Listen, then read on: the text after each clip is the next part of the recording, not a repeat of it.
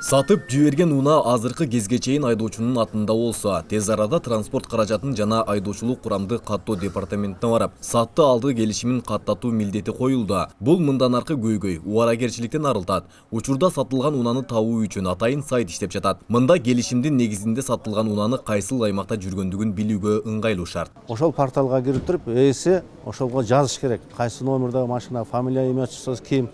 Ошол порталдан издеп, эми бул машинанын ээсин өзүнө каттатып алганга мүмкүнчүлүк жагын түзүлүп атат да. Биздин транспортто жана айдоочулук курамды каттоо департаменти дагы азыркы учурда ушуга өзүбүздүн күч аракеттерди жумшап атабыз.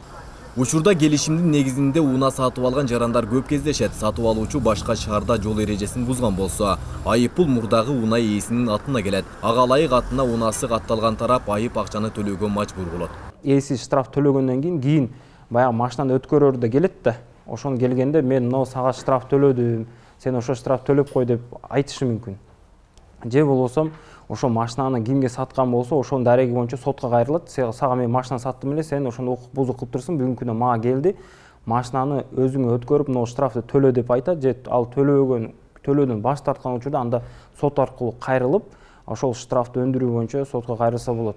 Унаны алып сатуу учурунда каттоо үчүн кыйынчылык жагдайды жаратат. Ошол эле учурда каражаты да бир топ жогору. Мындай учурда жарандар ишеним катты тез арада бүткөндүктөн ыңгайлуу деп ойлошот. Ошол себептүү жарандардын наразычылыгы күчөйө элегинде каттоо ишин жеңилдетүү зарылчылыгы жаралууда.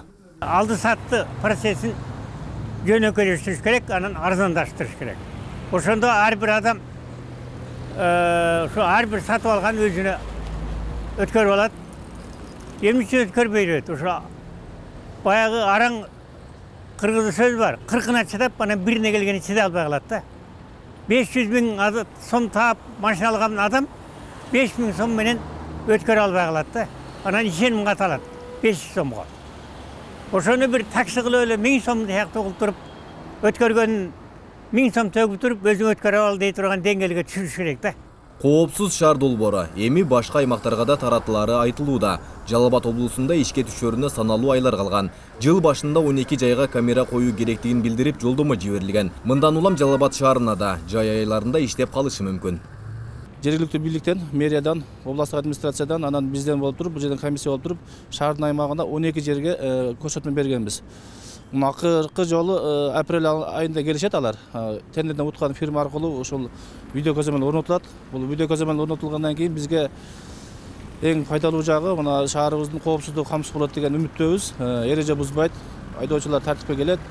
Андан кийин баягы кырсык болуп биз жерден качып кеткен автоунааларды же болбосо автоунааны укуктан жат түрдө ээлеп алып качкан автоунааларды табышка бул эң пайдалуу өбөлгө болот берет да. Жол кыймыл коопсуздугунун камсыздоо боюнча башкы башкармалык айыппулдун өлчөмүн аныктап, 3 күндүн ичинде Кыргыз почтасы аркылуу айдоочуга жиберилет. Айдоочу айыпты 1 айдын ичинде төлөөгө милдеттүү. Коопсуз шаар долбоору ишке кирген 1 суткада 761 эреже бузуу катталып, айыппулдун суммасы 878 миңди түзгөн. Айбек Исабеков, Темирбек Тойчубаев, 7 канал.